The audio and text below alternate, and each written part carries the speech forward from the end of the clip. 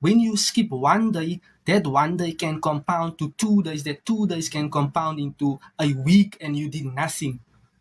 Right? It can compound into 2 weeks, into a month. And what you want to do, it will be hard to get back to why you are not staying consistent. Right? Think about you going to the gym. So back in the days, I used to gym, right? I used to attend a gym. So what happens? There are days when you feel lazy, right? There are days when you just feel lazy. But there were times I felt lazy and I went to the gym. And how do you feel after you have done your workout? You feel amazing, on top of the world. You feel energetic. You feel you can move mountains. You feel you are alive.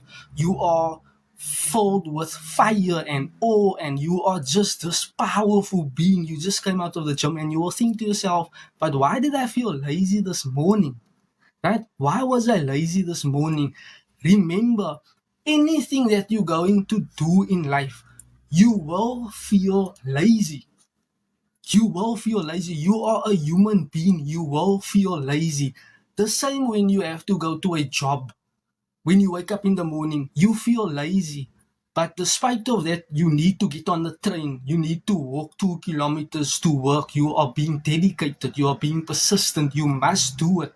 Because if you don't get on the train, if you don't walk to work, you are not going to get paid.